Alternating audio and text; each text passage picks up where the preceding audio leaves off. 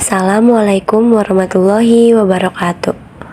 Hai semuanya, kami dari kelompok 2 ingin menjelaskan materi tentang pasar modal. Sebelum melanjutkan menjelaskan materi, izinkan kami untuk memperkenalkan diri.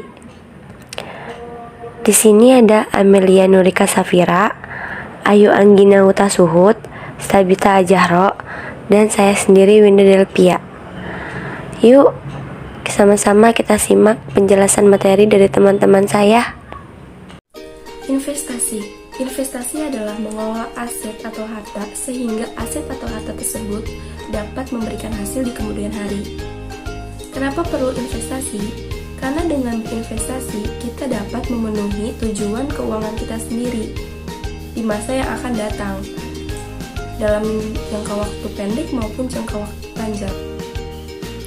Jenis investasi. 1. Investasi jangka pendek merupakan investasi yang dilakukan dalam waktu kurang dari 1 tahun.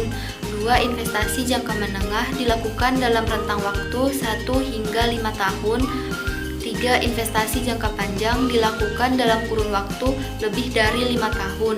Kemana kita berinvestasi? Kita bisa berinvestasi pada 2 sektor, yaitu pertama sektor keuangan, contohnya pada perbankan atau pasar uang dan pasar modal. Kedua, sektor non-keuangan, yaitu pada komoditas dan real. Inflasi adalah suatu proses meningkatnya harga-harga secara umum dan terus-menerus, atau dengan kata lain merupakan proses menurunnya nilai uang secara terus-menerus. Faktor yang menyebabkan terjadinya inflasi: tingginya peminatan, meningkatnya biaya produksi, jumlah uang beredar bertambah akibat perilaku masyarakat, struktur ekonomi yang kaku, kekacauan ekonomi dan politik, keputusan perusahaan, dan utang nasional. Apa itu pasar modal? Pasar yang memperjualbelikan berbagai instrumen keuangan jangka panjang seperti reksadana, saham, obligasi, suku, ETF, dan lain-lain. Tujuannya untuk mempertemukan antara pihak yang memiliki dana dengan pihak yang membutuhkan. Manfaat pasar modal. Yang pertama, sumber pembiayaan. Salah satu sumber pembiayaan jangka panjang bagi perusahaan dalam mengembangkan usahanya. Yang kedua, wahana investasi. Sebagai tempat investasi bagi investor yang ingin berinvestasi di aset keuangan. Yang ketiga, penyebaran kepemilikan. Perusahaan sebagai tempat untuk penyebaran kepemilikan perusahaan kepada masyarakat. Yang keempat, keterbukaan dan profesionalisme. Salah satu industri yang sangat terbuka dan menjunjung tinggi profesionalisme sehingga akan mendorong terciptanya iklim usaha yang sehat.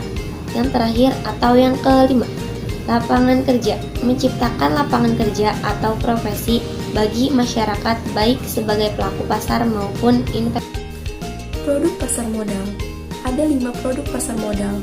Yang pertama, saham. Saham adalah sebuah instrumen pasar keuangan yang berupa tanda pernyataan modal seseorang atau badan usaha dalam suatu perusahaan. Yang kedua, obligasi. Obligasi adalah sebuah instrumen pasar modal yang diterbitkan oleh perusahaan dalam bentuk penerbitan surat utang.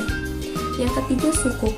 Sukuk adalah jenis yang diterbitkan dengan prinsip syariah, memberikan kesempatan kepada investor yang berinvestasi sesuai prinsip syariah. Yang keempat, reksadana. Reksadana adalah sarana untuk menghimpun dari masyarakat yang memiliki modal untuk diinvestasikan dalam berbagai saham. Yang kelima, ETF. ETF adalah reksadana yang diperdagangkan seperti halnya di saham bursa. Struktur pasar modal. OJK atau Otoritas Jasa Keuangan, ada KPEI, Clearing Penjamin Efek Indonesia, BI, Bursa Efek Indonesia, dan KSEI, Kustodian Sentral Efek Indonesia. Perusahaan efek ada penjamin emisi, manajer investasi, perantara pedagang efek. Lembaga penunjang ada kustodian, badan administrasi efek, wali amanat, pemerikat efek, penilai harga, perlindungan dana pemodal dan BAPMI, proses penunjang, konsultan hukum, penilai efek dan notaris, emiten, ada perusahaan publik dan reksadana, pemodal, ada institusi dan retail. Perlindungan pemodal di pasar modal Indonesia. DPP, Dana Perlindungan Pemodal, adalah kumpulan dana untuk melindungi pemodal dari hilangnya aset pemodal. PDPP, Penyelenggara Dana Perlindungan Pemodal, adalah perseroan dengan izin OJK menyelenggarakan dan mengelola DPP. Persyaratan perlindungan pemodal. Pemodal yang dilindungi: A. Menitipkan asetnya dan memiliki rekening efek pada konstodian. B. Memiliki subrekening efek pada lembaga penyimpanan penyelesaian. C. Memiliki nomor identitas pemodal. Pengecualian pemodal. Pemodal yang terlibat atau menjadi penyebab aset pemodal hilang. B. Pemodal merupakan pemegang saham pengendalian, direktur, komisaris, atau pejabat satu tingkat di bawah kustodian. C. Pemodal merupakan afiliasi dari pihak-pihak di atas. Selanjutnya, di sini ada materi yang terakhir, yaitu waspada atau penipuan investasi. Yang pertama, waspada dengan penawaran investasi dengan janji-janji palsu. Misalnya, pasti untung tinggi dalam jangka pendek. Yang kedua, waspada penawaran investasi yang memaksa atau dengan bujuk rayu. Misalnya, biasanya dengan mengamburkan produk investasinya. Dan ada yang ketiga, waspada modus investasi dengan replikasi. Misalnya, investasi berkodok MLM dan penguncian dana. Contohnya, uang tidak boleh diambil dalam waktu tertentu. Yang terakhir atau yang keempat, waspada penawaran investasi dari perusahaan yang tidak jelas.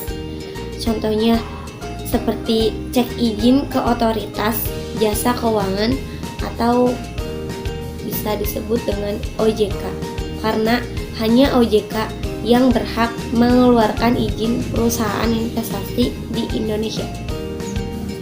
Sekian dari kelompok 2, kurang lebihnya mohon maaf. Wassalamualaikum warahmatullahi wabarakatuh.